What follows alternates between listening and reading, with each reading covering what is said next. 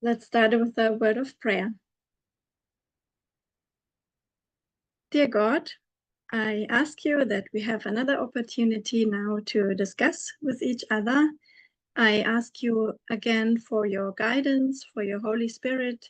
Please be with us. Please help us in this discussion, that it might be beneficial for all of us and that it might bring further clarity. I thank you in Jesus' name. Amen.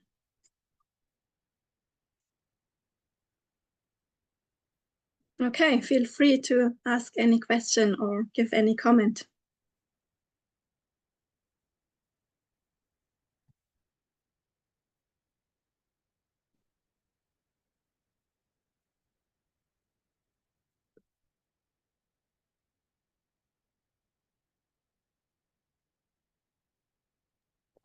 Feel free to raise your hands if you have questions or to unmute.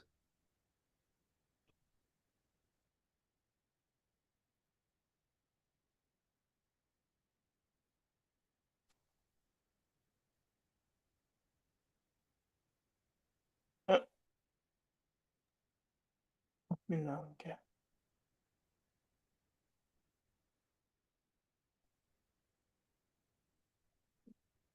Unmute. Hello? Hello.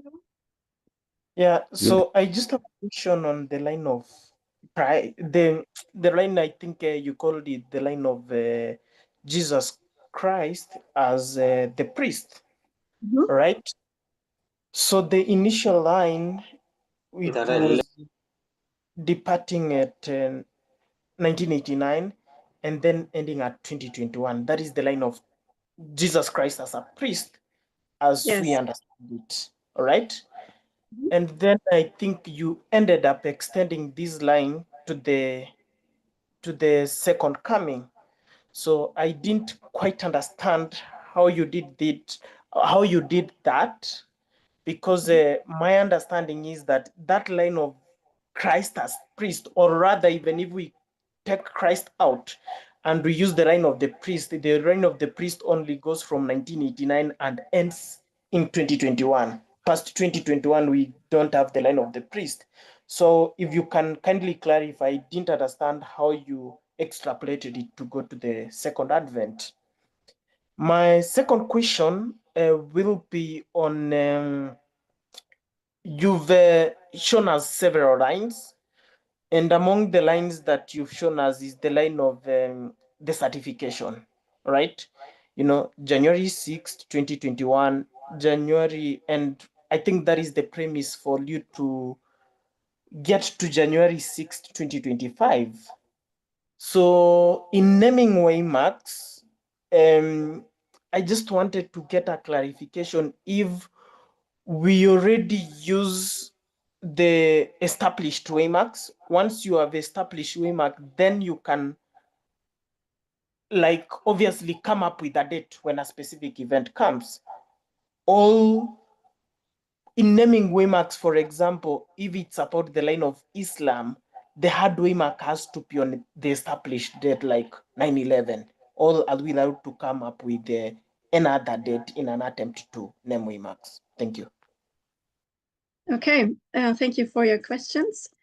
Regarding the line of Jesus the priest, yes, it is clear that the line of the priests end in 2021, but Jesus is representing the priests and the 144,000, because the 144,000 are the first fruits. They have the same experience as Jesus. He plays two roles as well as we do. We are the priests and we are the 144,000 at the same time. So our line as priests stopped in 2021, but our line as 144,000 continued. We are still on a line. So Jesus' ministry did not stop in 2021. But his ministry continued. He did not only one temple cleansing, but two temple cleansings. So what do we do with the events that happened after 2021? I think we have to bring them on our line as well.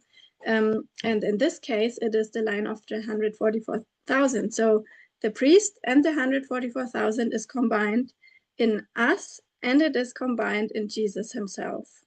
And therefore, I extended the line I combined both lines, the line of the priest and the line of the 144,000, which is our experience and which is also Jesus' experience. And regarding your second question, the certification, I share my other line.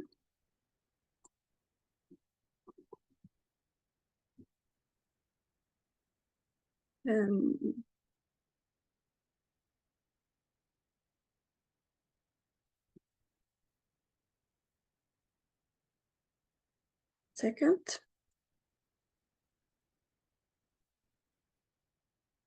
So I'm using X28, the third ship, which is another ship of Alexandria, as a reference. I first tried to place those waymarks, those cities on a line. I didn't do it now in this study today, so it may not make too much sense. But you can go back to the study where I explained why I have put Melita, Syracuse, Regium, and Puteoli on those lines. And what we see from the study is that in 2001 at Syracuse, we have same symbols like a volcano, like two rivers, like the tarrying, same symbols in 2001 as we have at the waymark of Puteoli, which I would say is the Sanelo waymark. We have also a volcano, we have sulfurous, we have brimstone, which is a symbol for Islam in Revelation 9. We have Paul tarrying, we have the two seas that meet.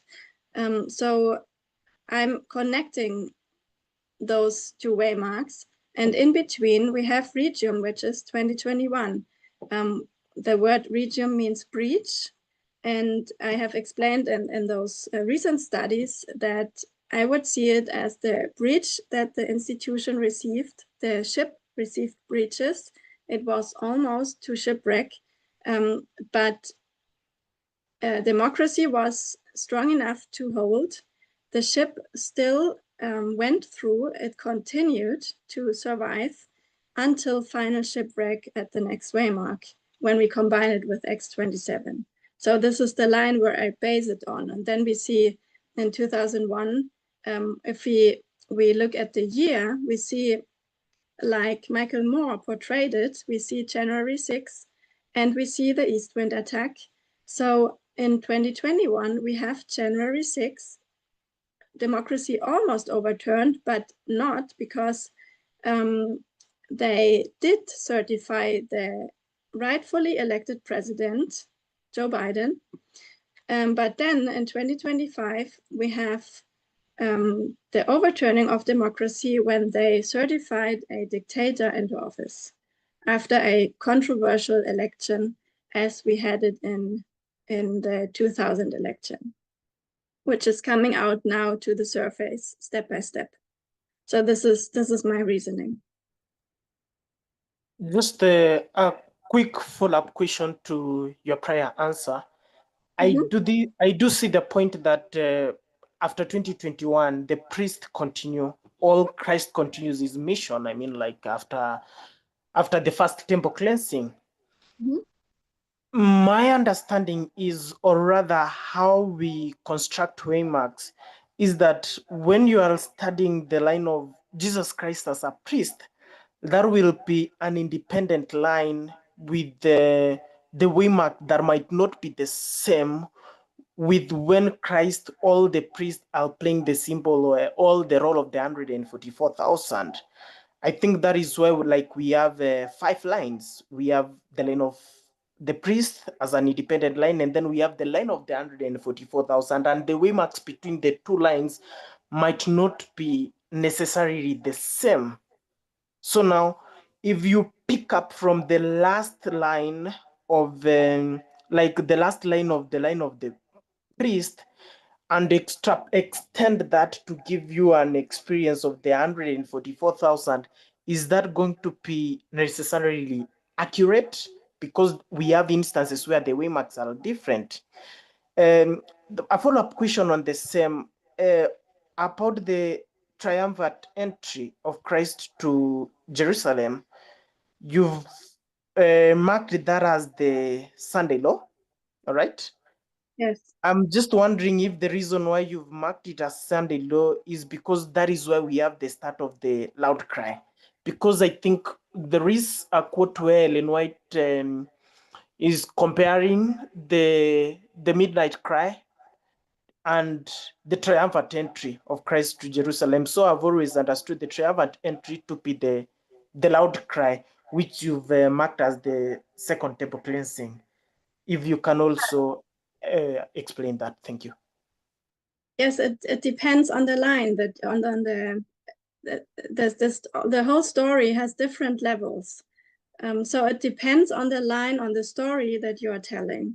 And I believe we cannot make out of Jesus himself two lines because he is one person. But he, as one person, has a twofold role as well as we have.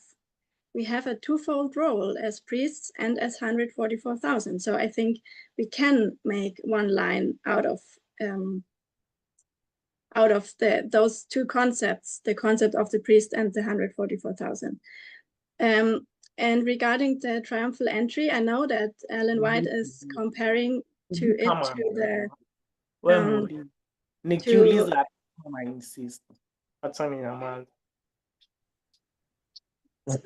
so regarding the triumphal entry, I know that Ellen White is comparing it to I think August 15, 1844 to Exeter. But I think it does not contradict each other because it's a different level, that it's a different line.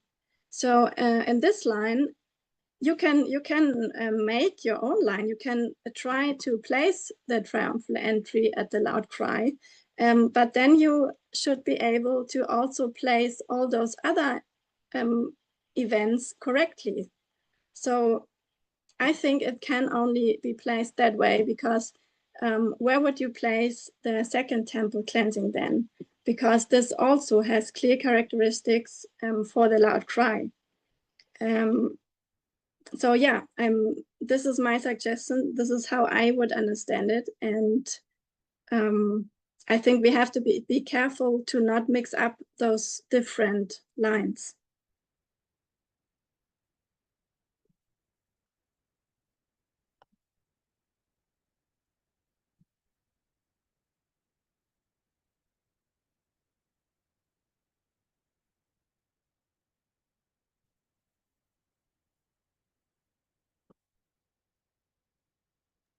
William, is that okay? I'm getting it, but I mean, I thought the priests are also the same people, but we anyway make two independent lines about them.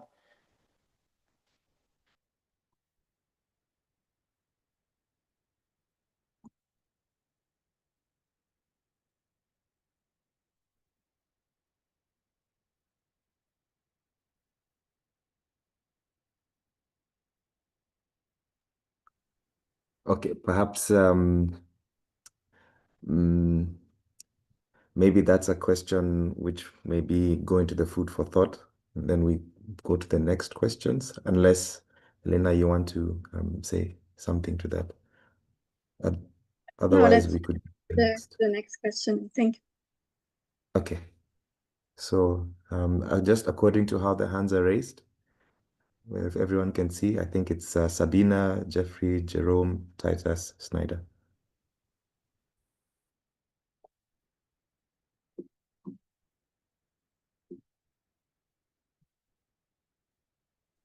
Thank you. Mine is, I want some clarification, and also I have a question.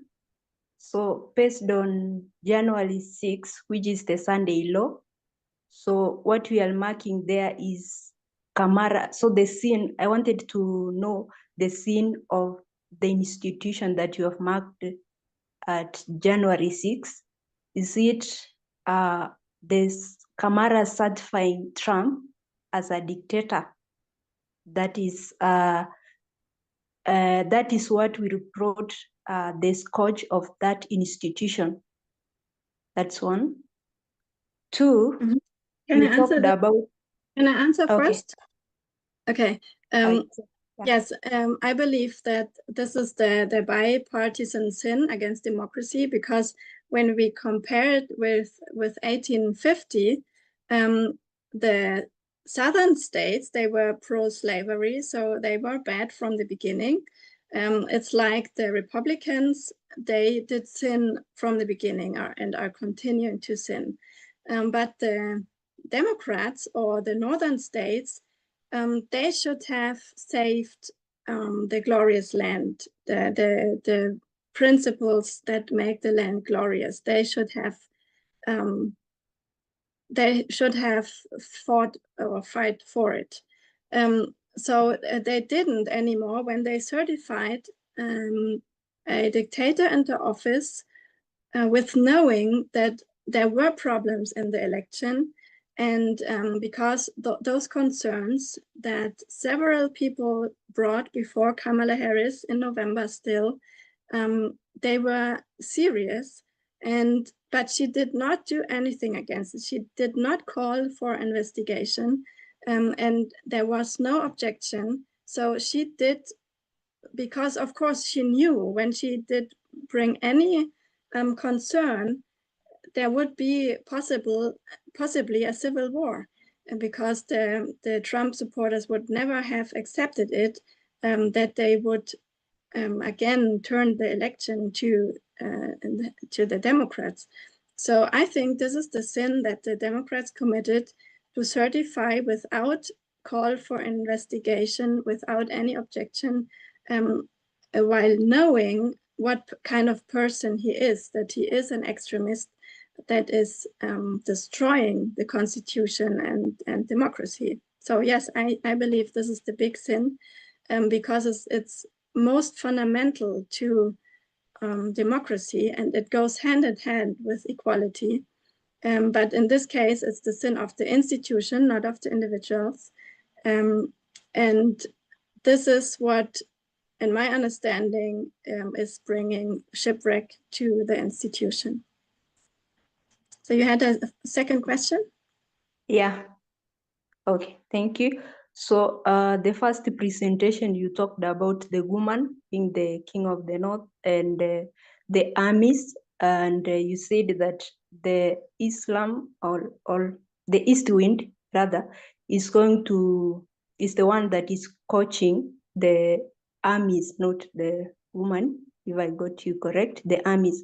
So my question is, when we talk about the armies, so what are we referring to? Is it the seventh kingdom or the sixth kingdom?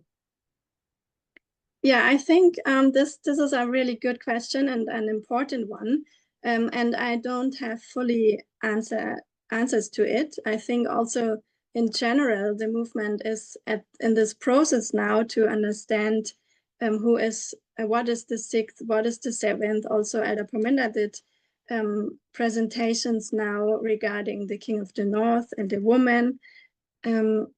So I think we are still in this process to understand it, and I don't have full answers on it.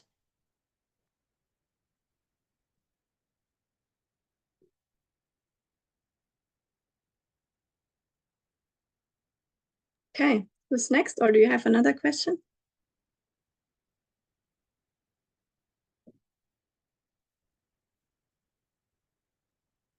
Okay, the third question, if that's okay. Mm-hmm. In 2016, that we mark the part of IPSAS. And we see Hillary Clinton, I think from the third diadochi, we marked, we have Antigonus, which we said is Hillary Clinton, and you have the other prayers which we represented Trump.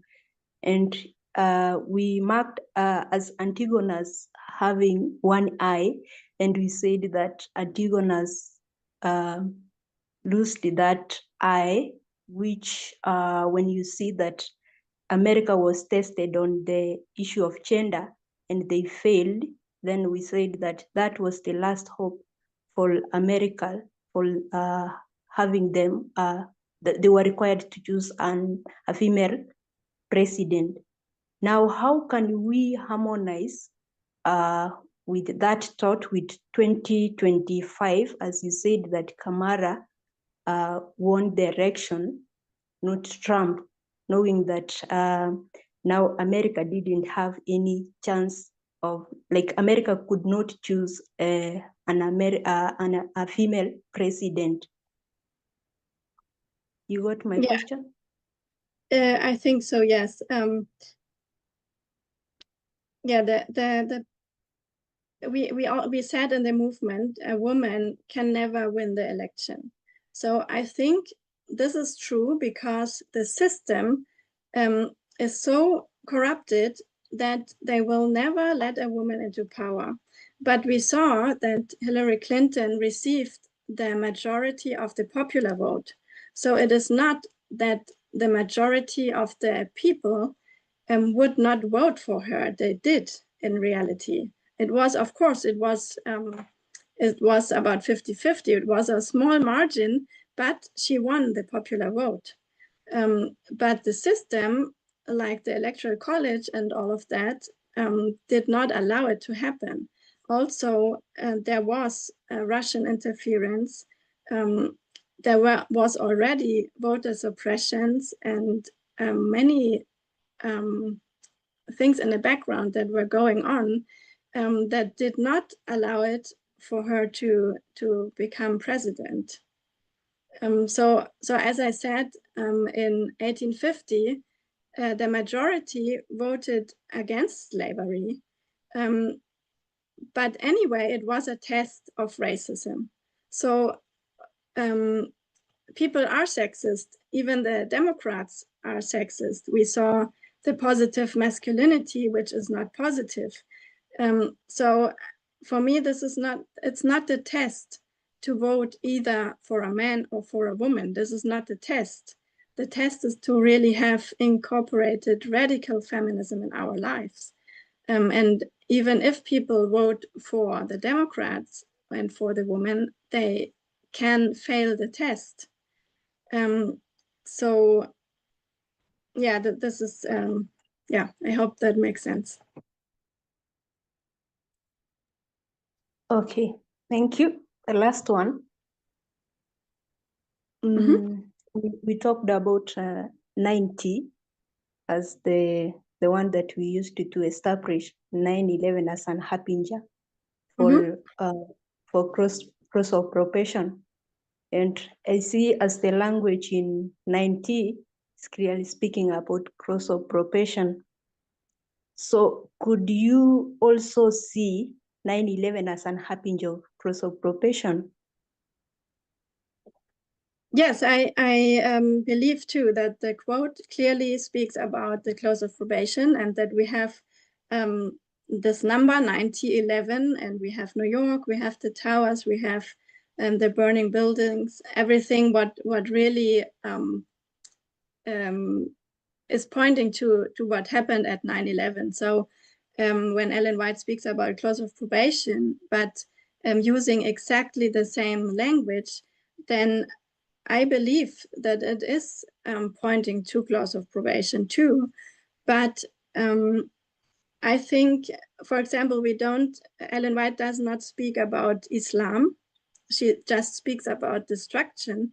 So I think in order to be sure that Eastwind will attack at close of probation, we need other lines, because our rule is to put line upon line, story upon story together to confirm a thing. So only to use this quote of 90/11 for me is not enough, even though I see that she is speaking about closer probation, and I would not deny that it's not pointing to it and that we will not see an attack by east wind. So, but to be sure to establish it, I think we need more lines to confirm it. And at the same time, it does not say that we won't see it at the Sunday law as well, in addition to it. And regarding the harbinger, as I said, the concept of the harbinger we have from the line of the Magi. Elder Tess and Elder Pominder used the line of the Magi to explain the harbinger.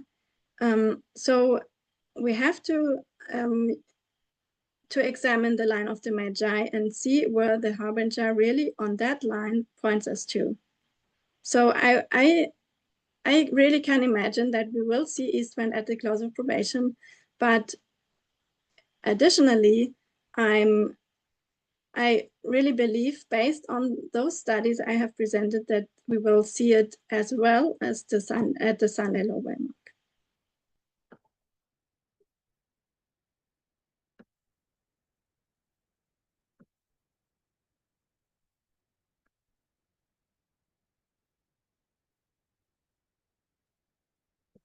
I don't know who was next. Next is Jeffrey.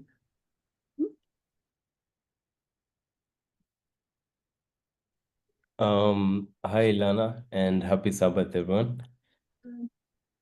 Yeah, so first of all, thank you for the study.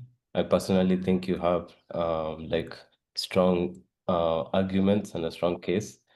I have a question about okay, this is about the comparison between 2001 and 2025. So you talked about the election and the outcome in 2001, and then the scourge or punishment. And my question was about what you termed as the president needing a national crisis. And it goes back to the documentary where I think even Michael Moore mentions that after the election, the ratings for the president were really bad. And then this crisis comes up. So my question is about the punishment, because when you talk about it as you know, when you bring the aspect of there being bad ratings, then the punishment comes, and then things get better for them because they're able to the country is able to rally around them, and they're able to basically implement their agenda. So it's just about, the question is just about the punishment, and can it also be considered because it looks like a blessing in a way for them. So I know some people go to the extreme in terms of conspiracy theories, and they say, okay, since Bush rating was bad, they go ahead and even say, okay, he came up with this plan and manufactured it was all an in-house job, 9/11. But yeah, so the question was basically, I hope you've understood the question, yeah. Yeah. Can you bring the punchline again from your question? Oh yeah, the question is about the punishment. Is it like in a blessing for a way for the current president in power? Because as you said, like the ratings are bad after the election, and this event changes the situation for them, things become better. Yeah, okay. Yes, yeah, it's a good question. It's good to think about. I'm not sure if I can really answer it. Regarding the approval ratings, I brought in my past studies a quote from the book How Democracies Die, and there they say that a authoritarian who is in the beginning to start to be authoritarian, he always needs a national crisis. It's a war or a terrorist attack or something in this regard. So it was like Hitler needed it, and we saw it in 2001, and it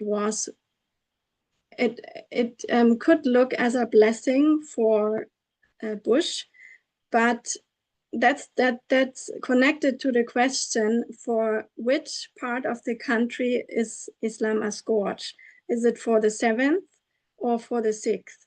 And I'm still not fully able to answer this question. As I said, also in the movement, I think we are in the process of understanding it. So I would say, very simply said, that it is a scourge against the nation. It's the army of Rome, which is the USA.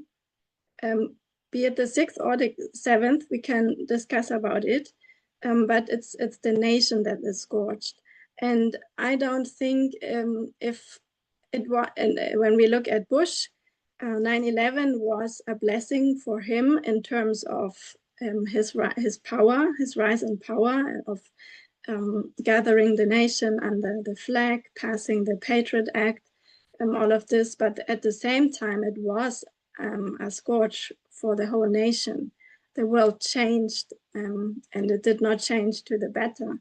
So, yeah, I think I'm not able to answer it fully, but I think a similar thing will happen with Trump. Also, the war on terrorism, which began after 9/11, costs a huge amount of money, which is bad for the economy. It costs the lives of the troops. And I think in total, it is not a blessing for the nation of the USA. Okay, thank you.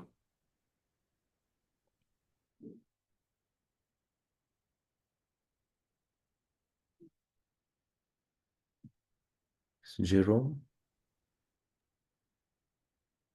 Okay, this is Sandra. Hello.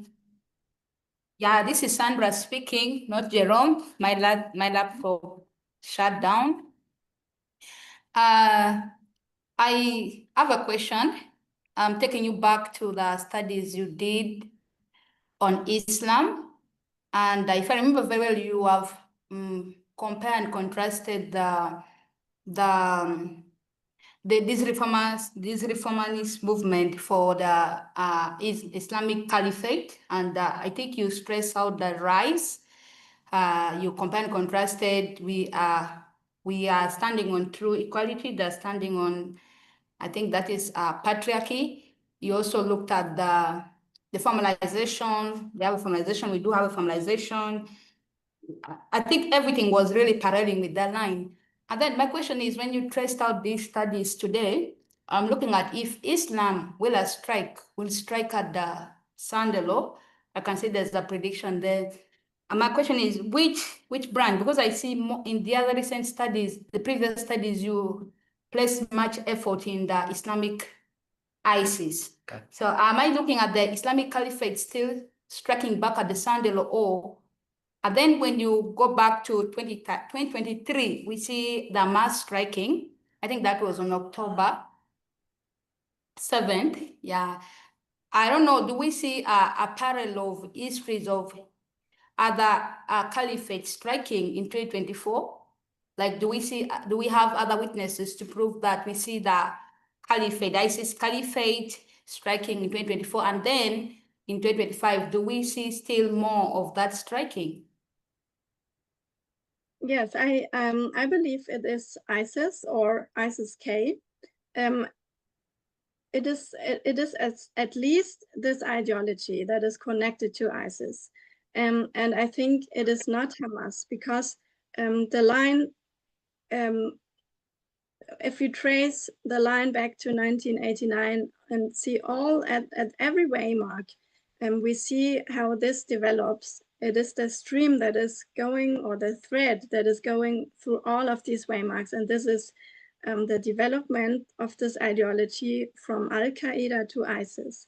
And Hamas in 2023, or also the Taliban, what happens there is helping for the development of ISIS.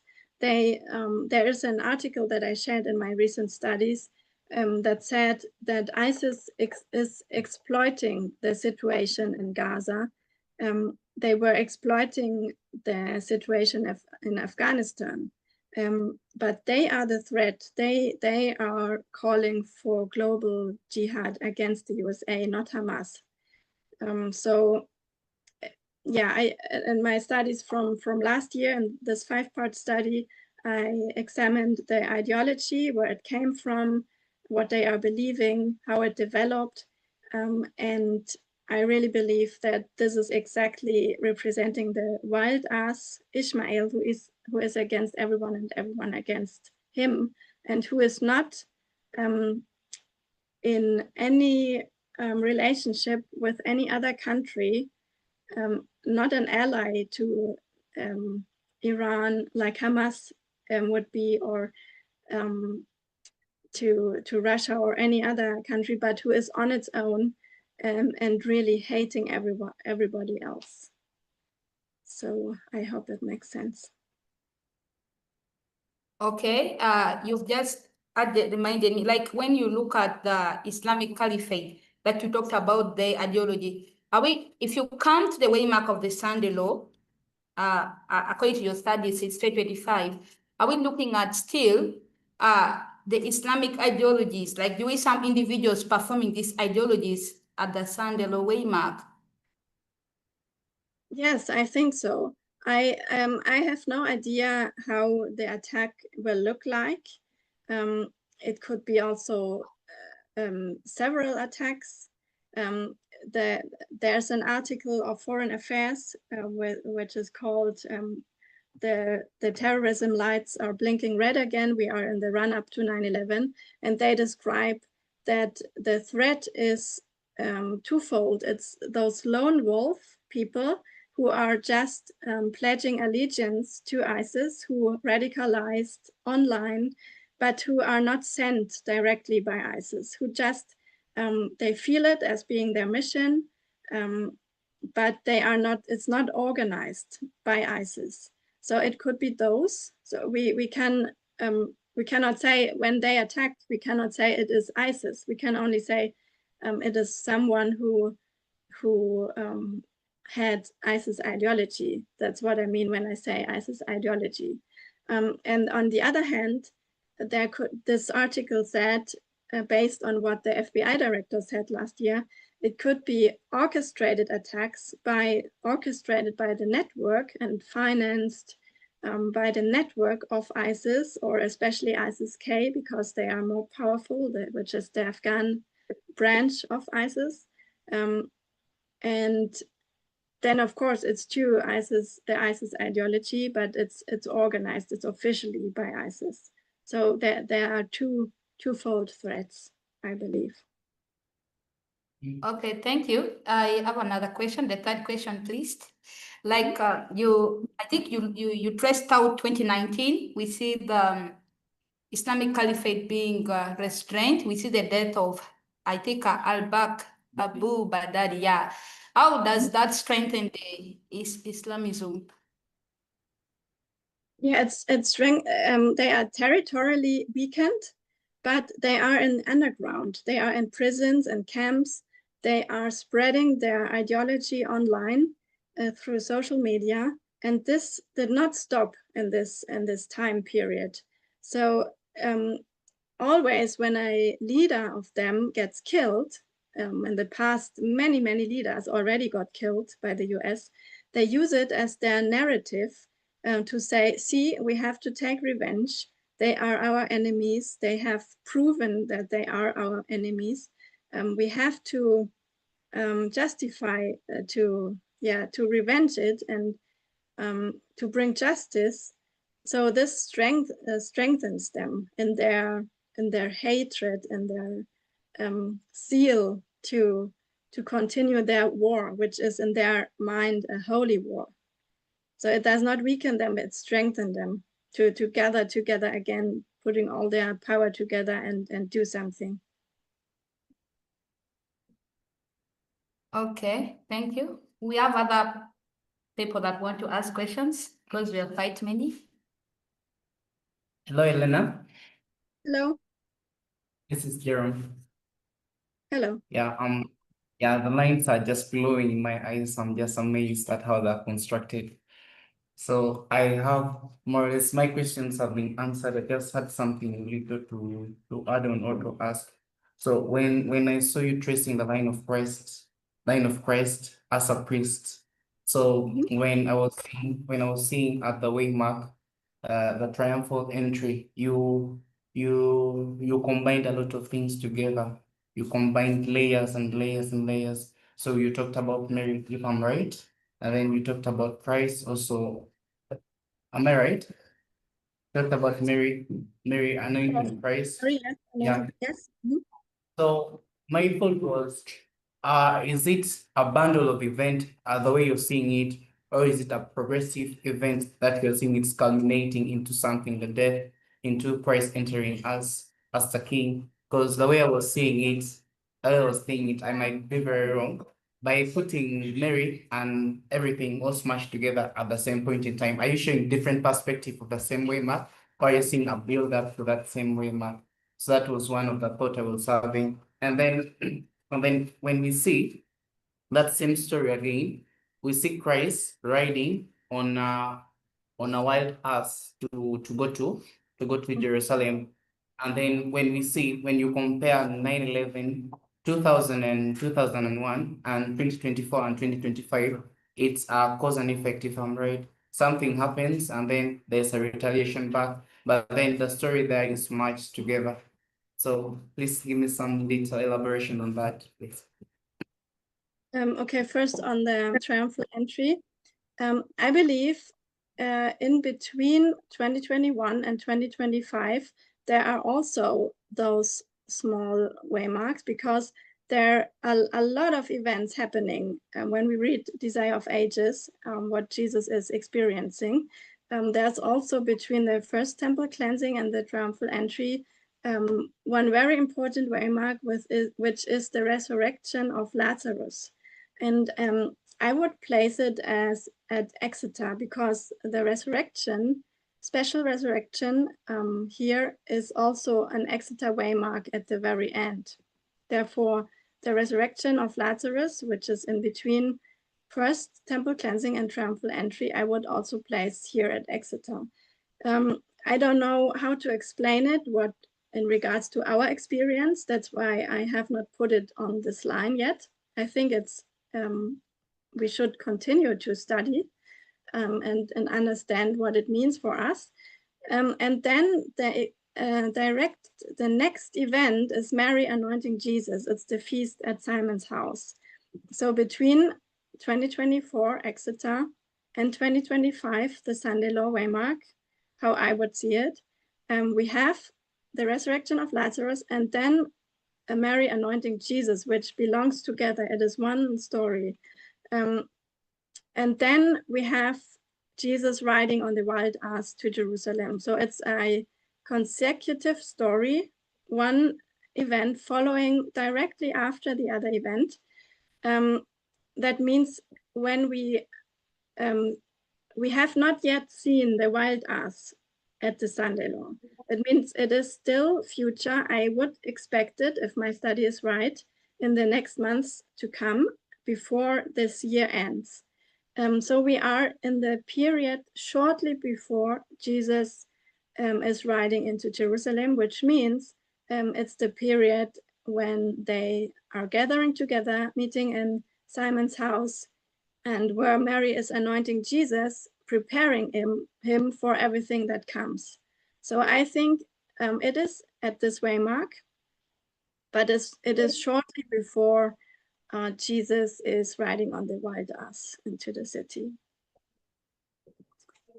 So are we seeing it as a compact event, like the way they say the waymarks are kind of spreading all through, and the very big behemoths. When you are from afar, you see them as very tiny pinpoints, but now when you zoom in close to it, it expands and it's very big. Is that how we are seeing that?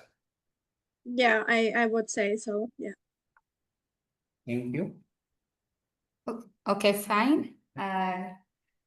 This is Sandra. Another question pop up in my mind when you were speaking about when you're looking at the Sunday law, when you turn to July 18th, we really see the role of the Republican Party and electing this king into power. And we could see also the rise of the Seventh Kingdom. If I remember clearly, you said that if we are considering the Sunday law studies, we shouldn't press out that we shouldn't focus on all the one Republican Party. Like we should focus on we're looking at the Sunday law, it's a worldwide event. So like I'm asking if you traced out, I think there are studies Elder Pamenda has done about the Republican branch must be won, and that's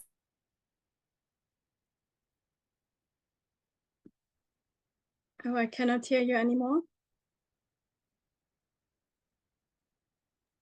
Yeah, I think we've lost the group over there. Okay.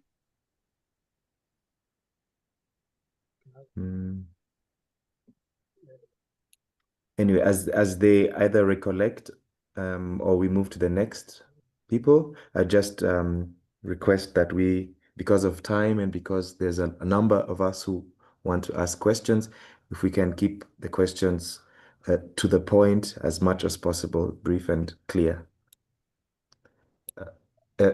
Group with Jerome, are you back? Hello. Okay, let's proceed. Did I hear somebody? Yeah. Yeah, I was about to ask a question.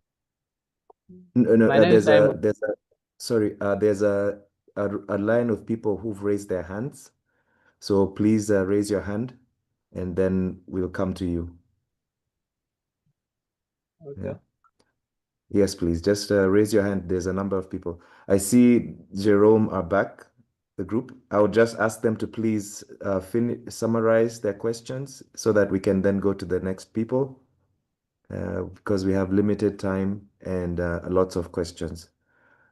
I would just give them an opportunity to finish up before we go to the next people. I would like to say sorry. We just had a poor network connection. Okay, I was asking a question about when you go back to the studies Elder Pamenda did about the Republican Party playing a role in enacting executive president that will placed in a Sunday law. So like you said in your studies today, you only don't see the Republican Party doing a role, but you must see it's a worldwide phenomena that is happening. Like how can you try to clarify more? Like I can see it making more sense. Like how do we see it's a phenomena? Like yeah, it's a worldwide phenomena happening because I'm also trying to consider the role of the Republican Party. Yes, no, they definitely play a role. I think they are the Sunday law movement, if that's the correct definition now. So we knew at the Sunday law, the Republican Party must have the power. It must be a Republican president, and also those other branches must be Republican. So they play the role of in the end times. But the Democrats, they helped them to get into power. They did not prevent it. They did not fight against it anymore. They compromised for the sake of the Union. So definitely the Sunday law, if we take it as a literal law, it is brought by the Republicans, not by the Democrats. So they play a role.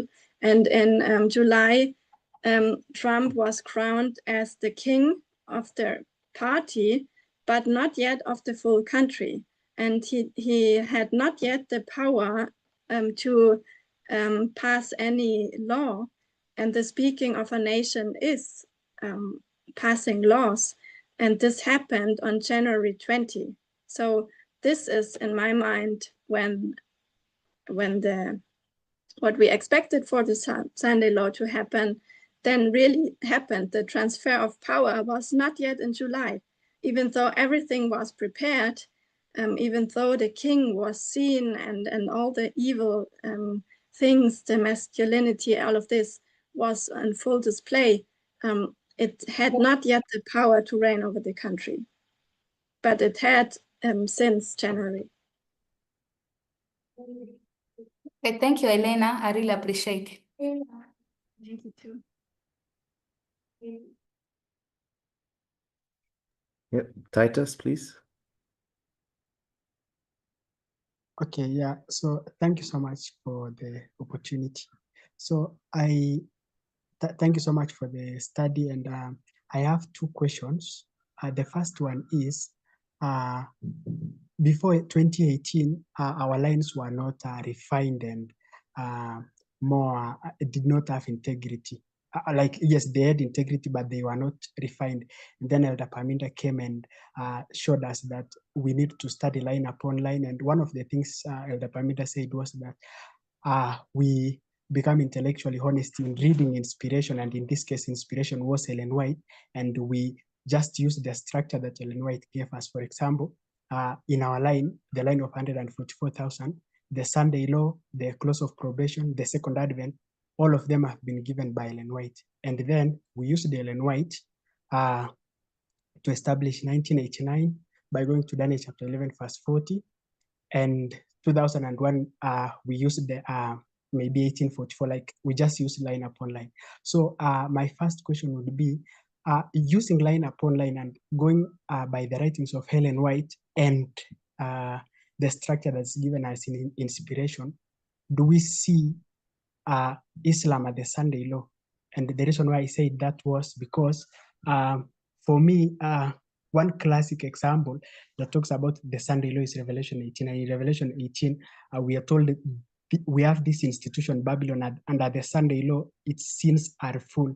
But Ellen White would say, but the judgment doesn't take place at that time. It's posted until the close of probation.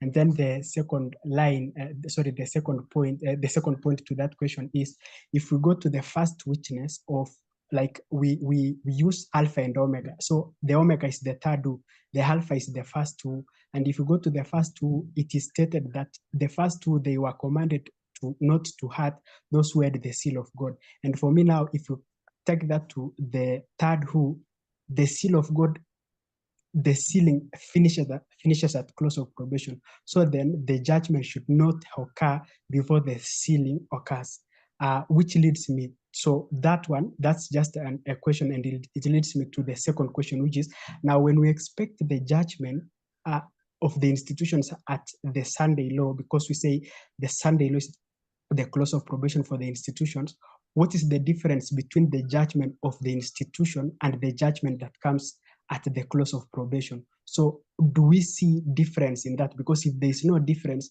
then why would we say the institutions are scourged at the Sunday law? And in regard to that, if the scourge at the Sunday law, for example, hurts people, like let's take the case of 2001, the case in 2001, it hurt people. Is the hurt that is directed to people the scourge of the institution? Because the premise, I think, so far is that close of probation is Sunday law is the close of probation for institutions, and the 911 points to the close of probation. So what's the difference between the judgment at the close of probation and the judgment at the Sunday law for institutions and the judgment that comes at close of probation, which is the universal Sunday law? Yeah, that's my question. Thank you. Mm-hmm.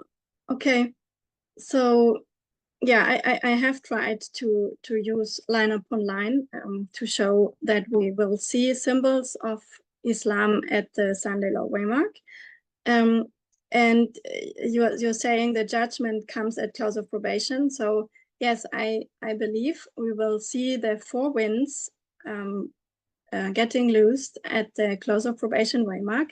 And Ellen White says the four winds are nation against nation, which is also the east wind, but not only. The judgment for the individuals begins at close of probation. but yeah, you asked what is the difference between the judgment for the institution and the judgment for the individuals, because something like 9/11 is also hurting individuals. And yes, that of course it is. But the difference in my understanding is that the individuals, they have still time to repent and to turn and to convert. So they will get the loud cry. They have, however this will look like, but their probation is not over yet. Their judgment comes when they have decided for either side, and when they have passed or not passed their test, and when then Michael stands up and the cup of the Lord's indignation is full and is poured out on the individuals. However this will look like, I don't know, but this is their judgment then. Now at the Sunday law, it cannot be their judgment because their test has not even begun. The test begins at the loud cry, but the test for the institution has already begun in 2021. And will be over at the Sunday law waymark. So when it comes to whom it will hurt, I don't know if I can answer this question. It will always hurt people, individuals as well. But I think, I hope the difference is clear, that it is, it's about, the judgment is about the test, and this only for the individuals is at close of probation, but for the institution is at the Sunday law waymark. So I'm not sure if I answered your question fully, but these are my thoughts. Oh, okay. Like I was trying to think, when it comes to institutions, institution in my understanding was a kingdom, like 60 kingdom, 50 kingdom. And when we read Ellen White says the judgment for institutions, how it looks like is that what they had, the power, the kingdom, and the dominion that they had is taken away and it is given to another kingdom. So that's how God will judge an institution. Like if you go to Daniel chapter, I think Daniel chapter 3, I think it's Daniel chapter 5, the Bible will say that because of Nebuchadnezzar's sin, mene tekel upharsin is going to occur, which is that kingdom is going to be given to another kingdom. So that's the judgment of institutions or kingdoms. But when it comes to individuals, it looks different. So I thought for me, the judgment for institution will look like God taking that privilege of the ruling to another dominion. Yeah, but I think I need to think about it. Thank you. Yeah, it's good. These are good thoughts and important to answer. It's the question, for whom is the third woe the scourge? And I think it's not the scourge for the woman, for the King of the North, but the scourge for the army of Rome, which is the institution. And I cannot fully explain who is whom, and I know it's not that easy to distinguish, but I think it's important that we find answers on this question. What is the scourge? Against whom comes the scourge? And because also, as you said, it's nation again, when one nation takes over from the other nation. And this is, we know that also God uses the King of the North as a scourge for God's people, for Israel. But at the same time, the third woe is a scourge for the army of Rome, or for, yeah. So this is complex and complicated, and I think we have to find out more light on this question, which is an important one. Okay, someone else who was next? Snyder. Okay, hi everyone. I have 3 questions. They're very quick. I want to begin by saying the studies are very intense. Intense in terms of information, it's pretty much. So I'm trying to grapple with it. And I think the first witness you gave was elections, Elena. Mhm. And you mentioned about 2001, 2021, and then you were focusing on January 6th. And then you pointed that to 2025, January 6th. I wanted to understand, how do you consider 2014 as the first Sunday law and maybe 2019 as the second Sunday law? Because I think back in 2018, we were studying about 2014 as a harbinger of the Sunday law of Daniel 1141, which I believe you have said is January 6, 2025. So what considerations do you have in relation to 2014, considering it's not an election year? I know there's a midterm election, but it's not an election year. There's no certification, same as 2019. So that is the first question. And then the second question, in relation to January 6, 2025, which is the Sunday law, how do you understand that in relation to the test of gender equality, knowing that the test, like when we speak about the Sunday law, we also have the image of the beast, the mark of the beast, the sealing, etc. Do you have any light in relation to that? And then the last one, I want just to a clarification and then a question. You were speaking about 2025 expecting an attack from ISIS to the United States. Is that in American soil, like 9/11, what we saw? And what will happen? This is very hypothetical. What will happen if that does not happen by the end of the year? Because I think we have, like, give or take 6 months to the end of the year. I know in 6 months, a lot of things can happen when it comes to prophecy, but just hypothetically, if that attack does not happen in the American soil, then what happens? Especially in relation to your study, because I think you are threading the line of the east wind, the line of the Magi, the line of Jesus as a priest, which is technically the 144,000. So yeah, and the elections, what happens after that? Thank you. Mhm. Okay, so I answer first your last question. So I believe the attack will be on American soil, as was 9/11, because this is what they are aiming for. They want to attack and they want to go into the heart of the enemy, onto their country, and bring the terror into their heart, so to say. So yes, I believe that. And if it does not happen, I really think then my study is wrong. Then somewhere, some point, some detail, whatever, is not correctly applied. Then your other question was regarding the elections of 2014, so how I trace it back to 2014 and 19, which are the other Sunday laws.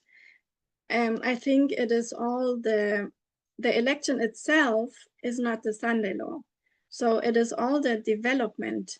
We saw how Trump was raising up back then, how the Republican Party, Stephen Miller, Jeff Sessions, Stephen Bannon, how all of this prepared to finally crown him as a dictator. So 2019, we had the impeachment where he already should have prevented from ever running as president again.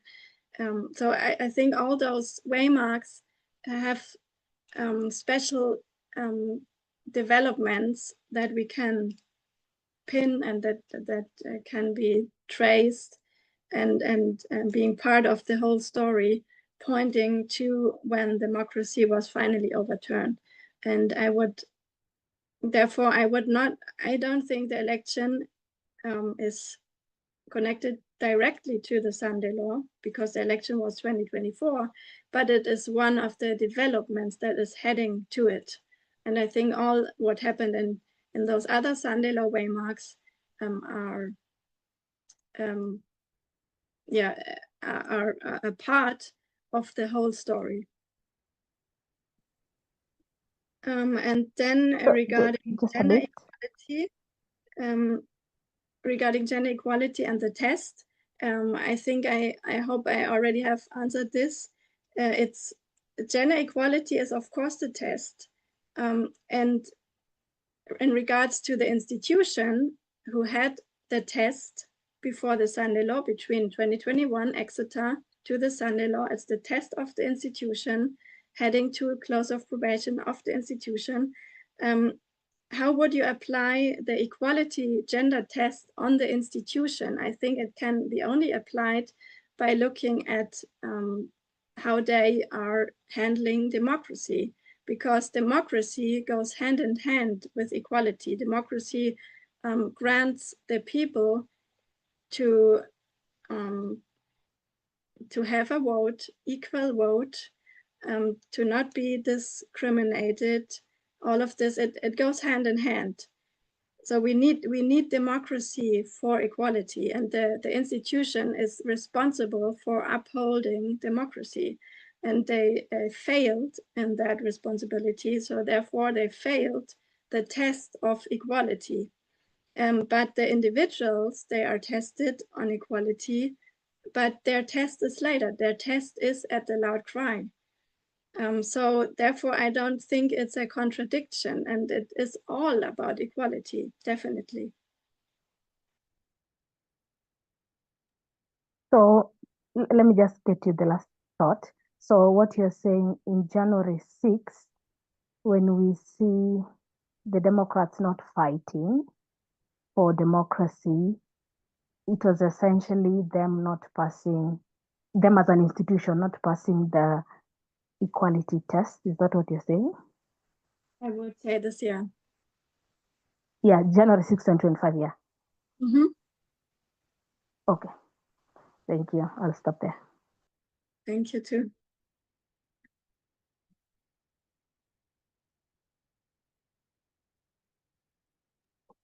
Boaz?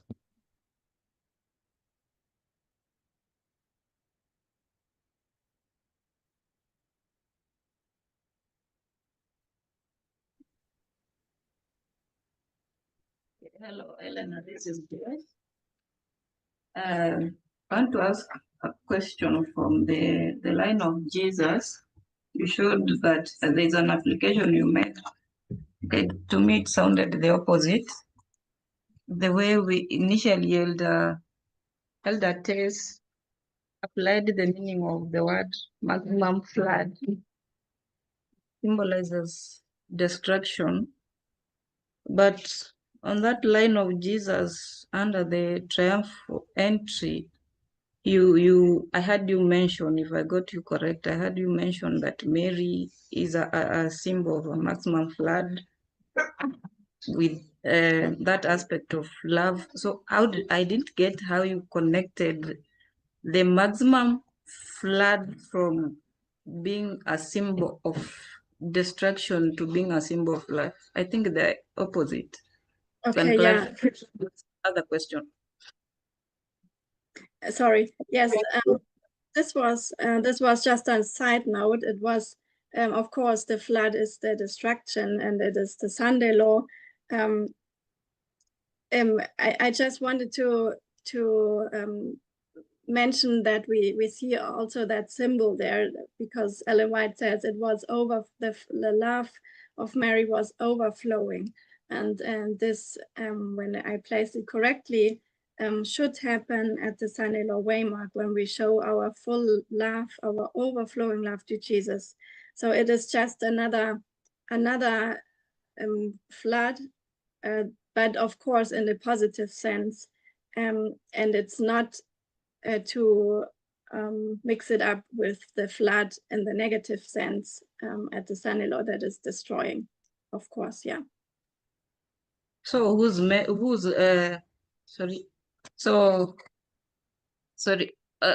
you are using in from that side which you view it, so who was that love destroying? Maybe you are saying it Mary's love overflowing. I still can't get it right. You mean, sorry, can you repeat the question? So I'm saying, you're saying that the love of Mary overflows at Sunday Low. Mm-hmm. But I understand at Sunday Law we should see that maximum flood as Elder Tess initially used it. It is different from the way you have used it. So this overflowing love of Mary, who is it destroying now? Why destroying?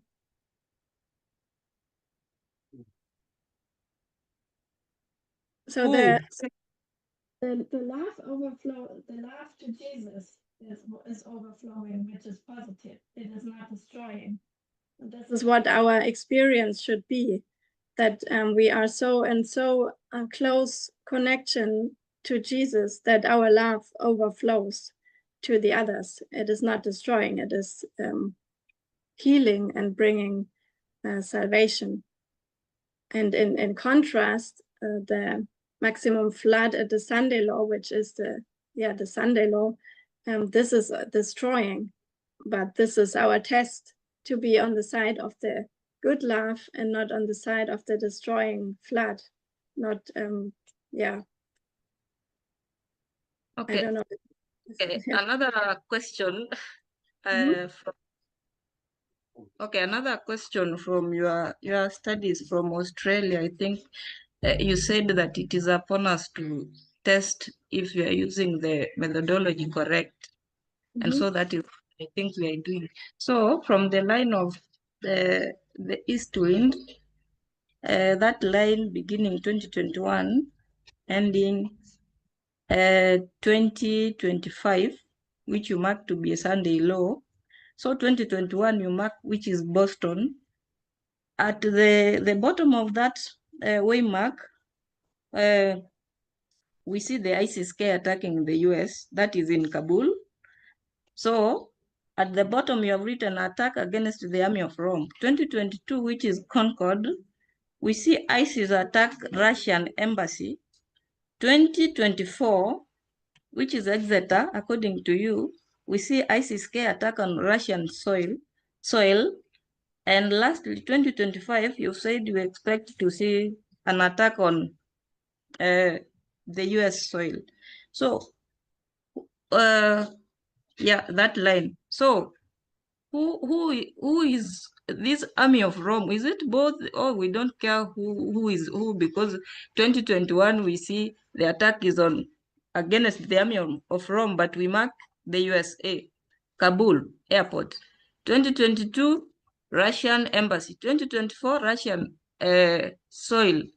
So who should the army of Rome be dealing with?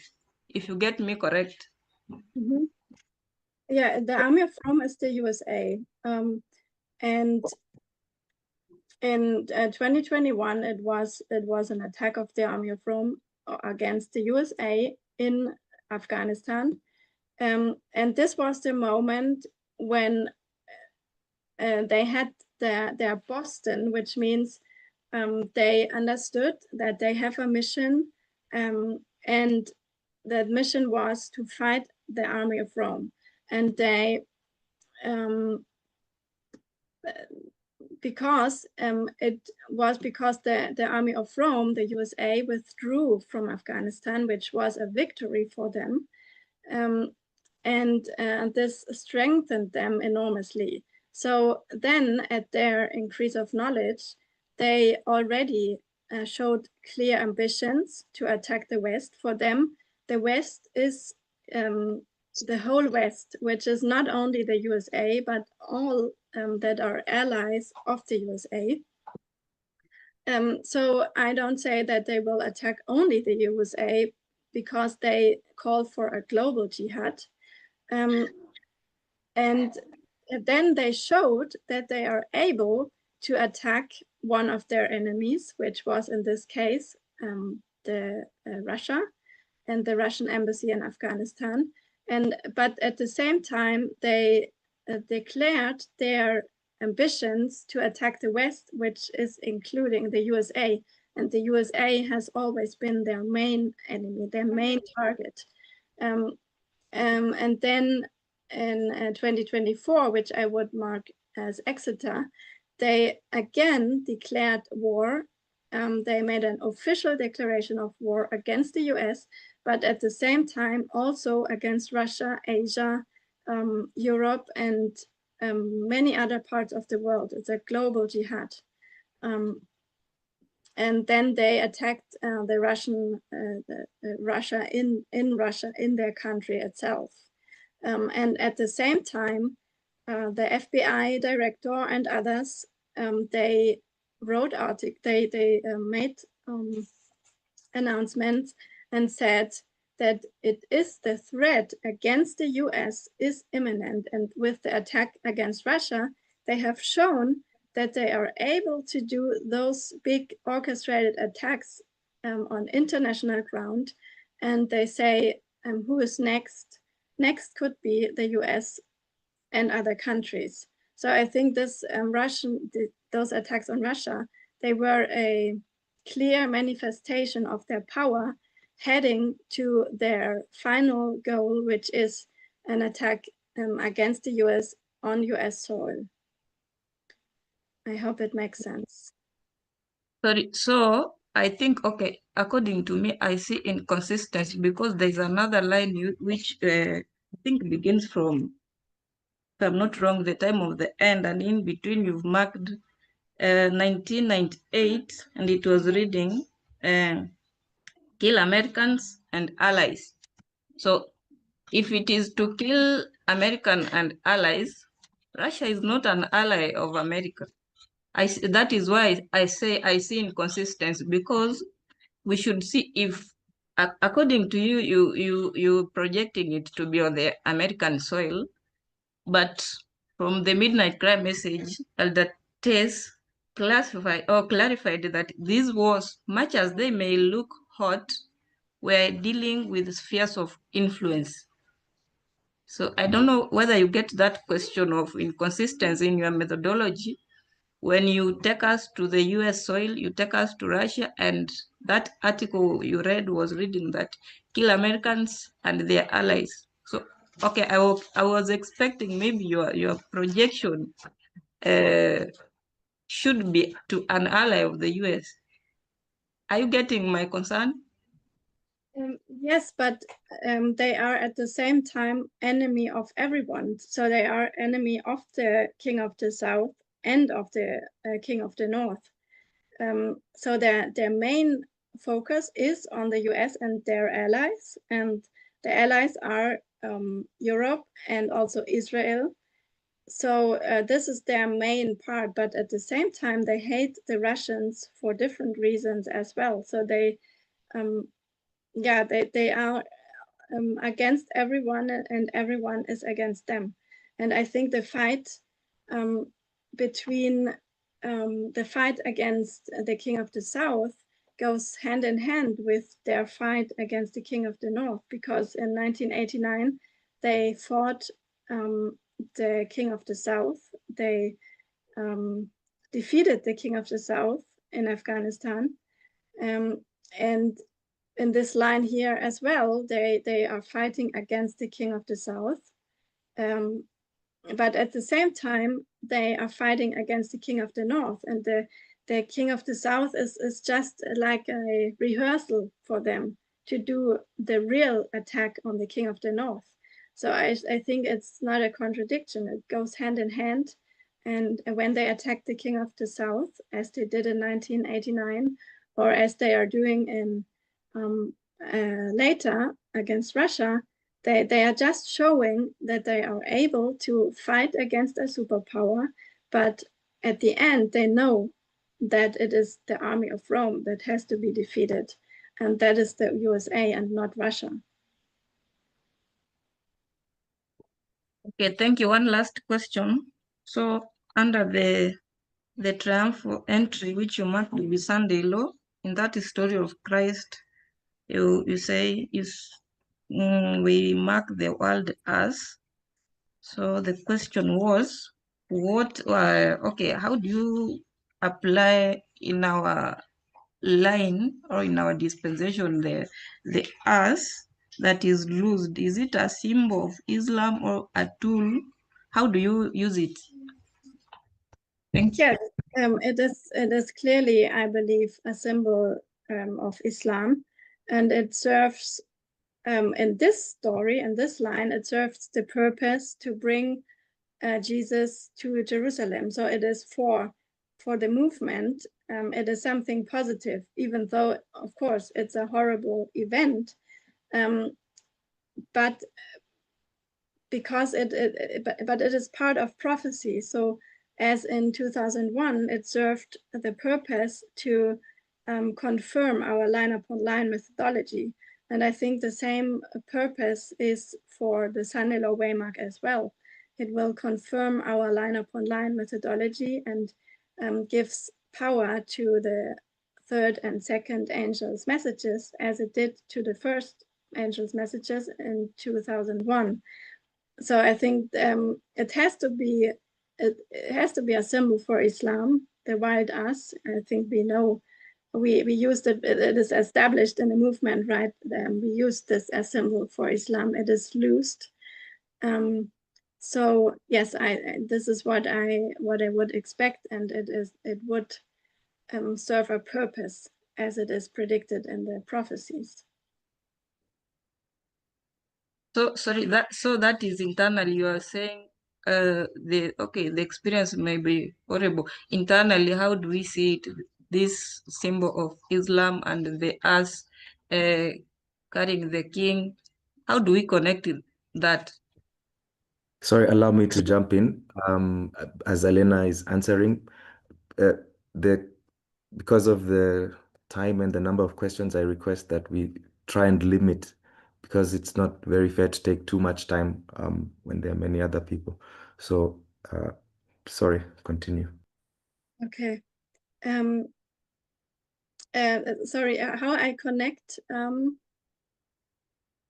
with as I said, I think for us it's just an external event that is just confirming our line upon line methodology, as was 9/11. So this is just how I connected with our experience.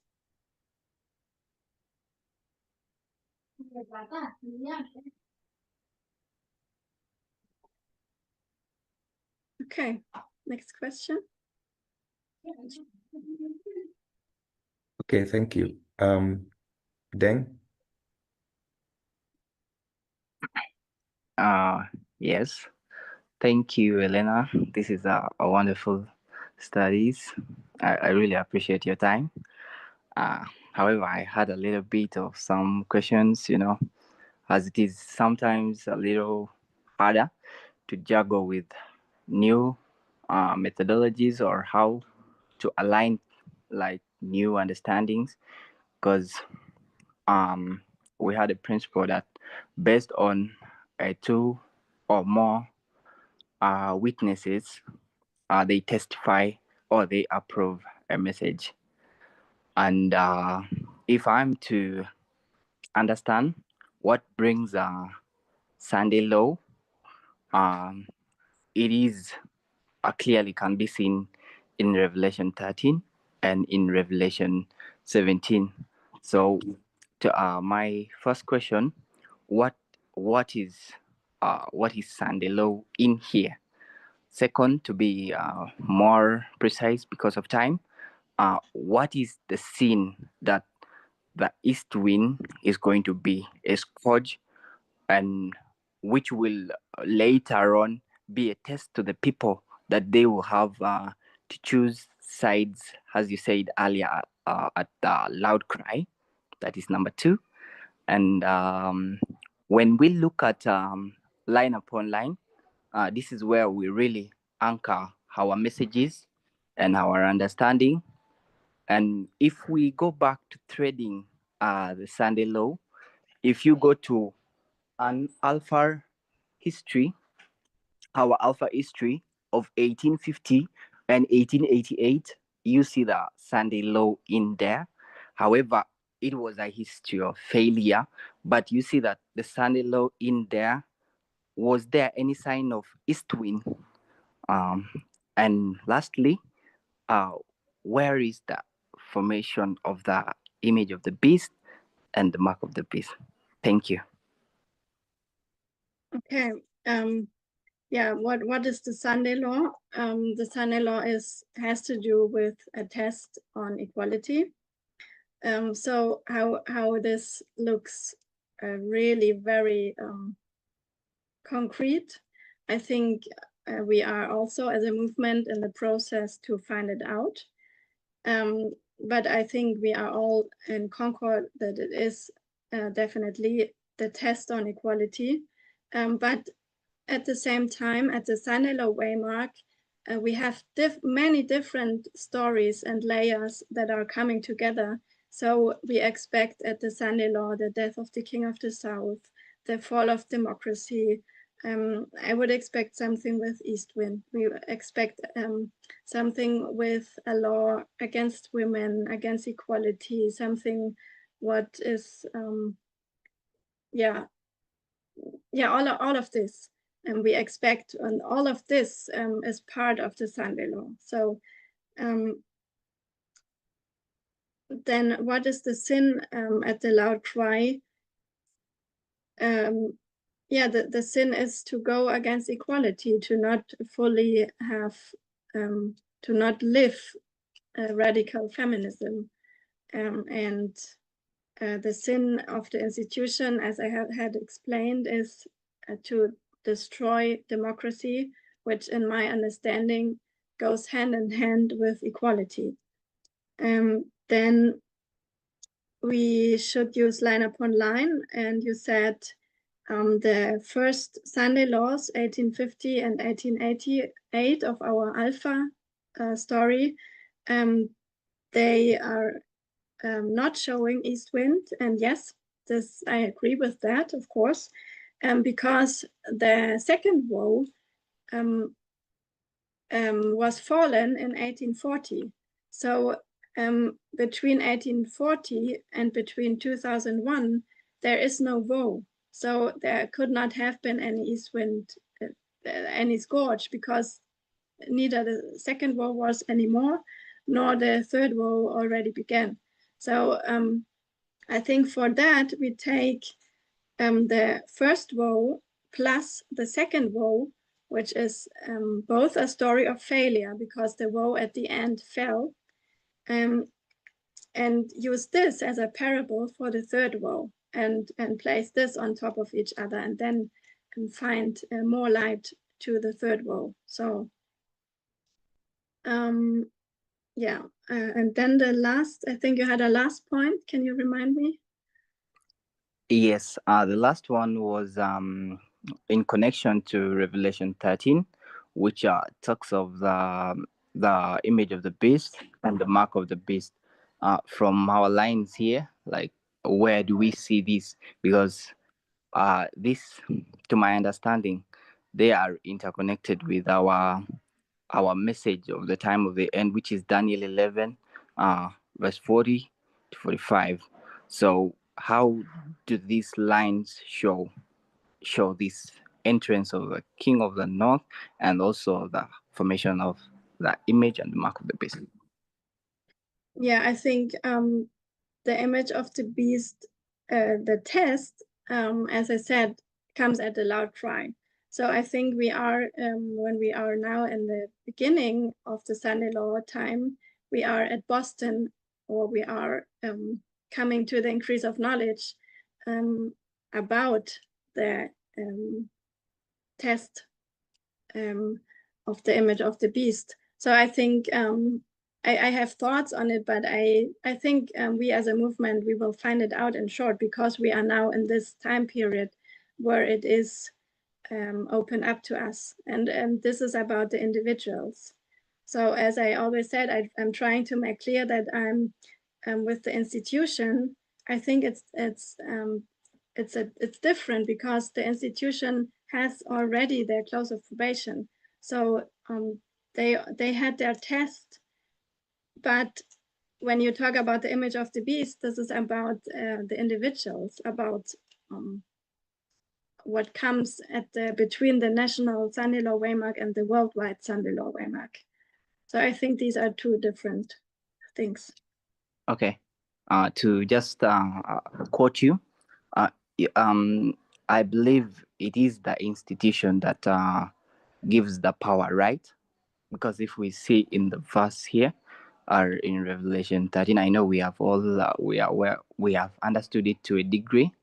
So if you see, basically, the image is not formed by the individuals; it is the what? The institution itself. So I just wanted us. That's the thought that I had.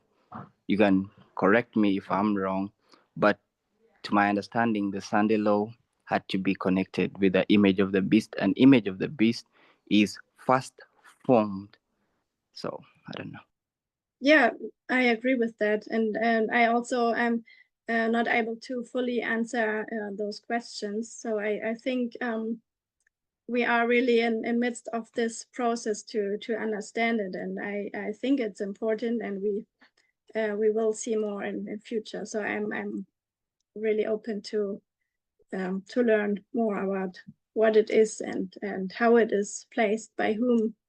Yeah. Okay, thank you. Have a nice. Thank you.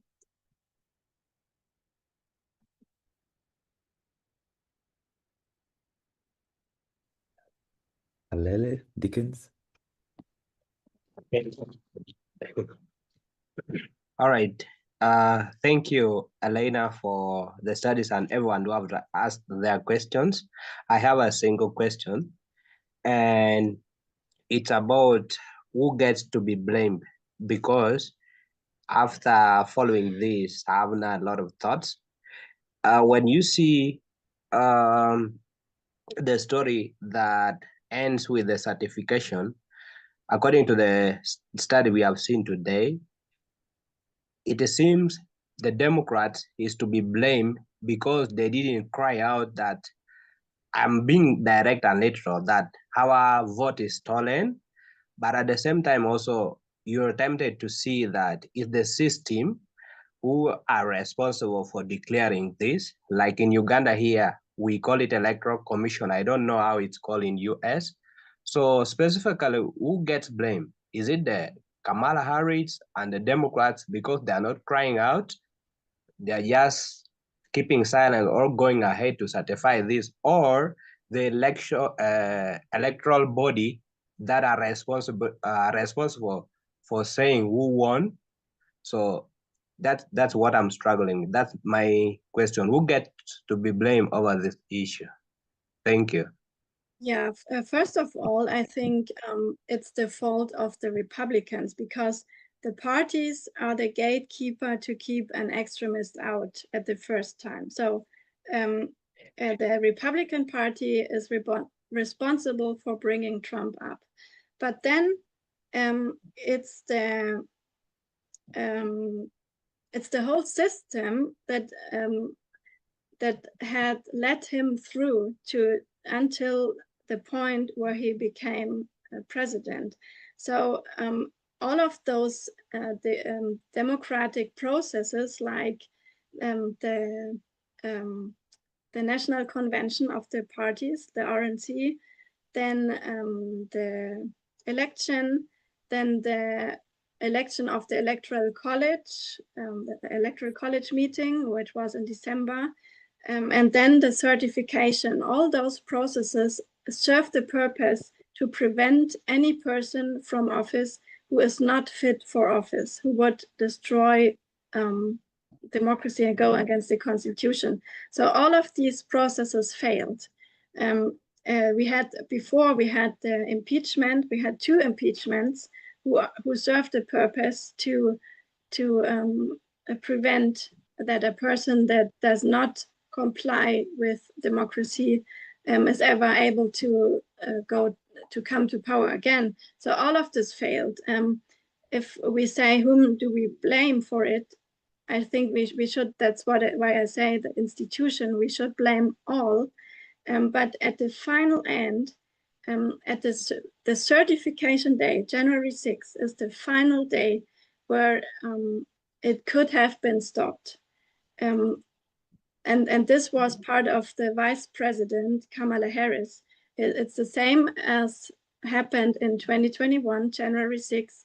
The last hope on the Trump supporters was placed upon Mike Pence because he was the Vice President. He could have decided at the end if he will certify Biden into office or not.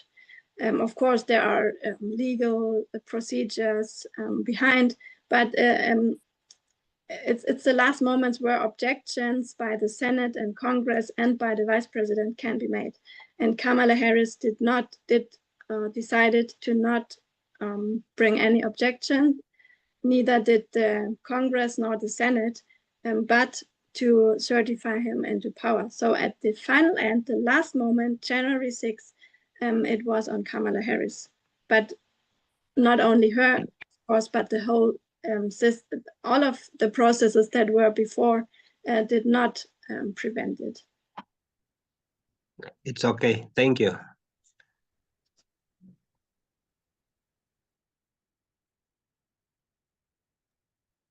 Duncan? Okay, like I want you to clarify for me, like when the line you have drawn, the line of Christ as a priest, and this line of the line of the east wind. Like when we have this line of the east wind, I see like we can be able to see that is from 2021. Then we have the increase of knowledge in 2022, then Exeter in 2024, then 2025 is the Sunday law. That is that line of the east wind. Mm-hmm. Then when you showed us that line of Christ as a priest, I see like in 2021 is a minor waymark. Is it a minor waymark or like I want to understand, you clarify for me how these lines are going to agree. Like how are we going to agree these waymarks, the line of the east wind and this line of Christ as a priest? Mm-hmm. Because I remember like when Elder Tess taught us in the line of 144,000, we see like when we come to 2021, it is a formalization. Then once the message has been formalized, the next waymark is the Sunday law. So I don't understand how this line, the line of Jesus as a priest, we have 1989, 2001, 2019, 2021, where you mark the first temple cleansing, we have the Sunday law. So I don't understand how these lines are agreeing with this line of the east wind. Can you please clarify for me to understand? I will try. So on this line, which is the big line of the 144,000, we have the 5 big waymarks: 89, 2001, Sunday law, close of probation, second coming, and then we have in between the smaller waymarks like those here. And between 2001 and the Sunday law, we have those two. We have 2019 and we have 2021. These are the minor waymarks. So, but in the line of the fractals, we have also in between those small waymarks, which are between 2001 and 2019, it would be 2012 and 2014. And then we have 2016 and 2018. And between 2021 and the Sunday law, we also should have the same pattern, because when we look at the line of the fractals, we have the priests, we have the Nethinims and the Levites. So they should also, to be consistent, they should also be have those two little waymarks in between. So yeah, I think in the line of the in the big line, we have, of course, only those two. But if we zoom in, we also see that we see the same pattern repeated. It is a fractal. It gets smaller and smaller and repeats after the same pattern. So yeah, for the 144,000, there are not these little waymarks in between. But for the priests, for the Nethinims, and for the Levites, there are those little waymarks. I hope this makes sense. Okay, like what I understand, that is like the smaller waymarks we can zoom in from 2021 to the Sunday law is the line of the Levites. Then the issue of this line of the east wind, I don't know how, like I can see, okay, I'm yet to think about it, but I have a lot of like problems to see how this line, how it's going to fit here with this line of 144,000. Yeah, it's okay. Okay, thank you. All right, thank you. I think there was one question in the chat. I don't know if it was answered. Otherwise, let me just see what it was saying.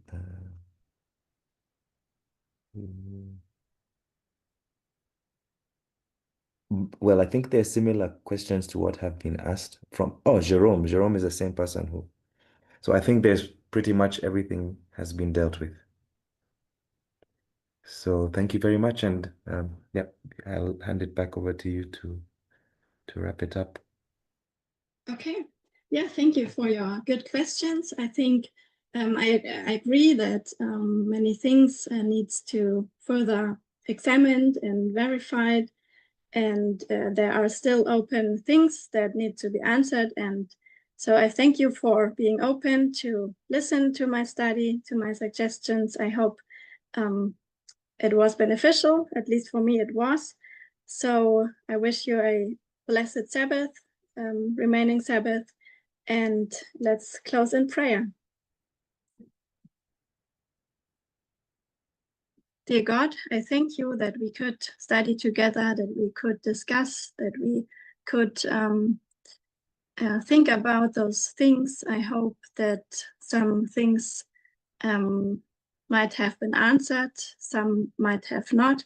I hope you help us in further thinking about it and finding solutions, finding agreement on the most important question now in the movement. I ask you for every one of us, bless us in our further studies. Give us your Holy Spirit. I ask you especially for this African group that you bless them richly. And I thank you for your grace and mercy towards us. In Jesus' name, amen.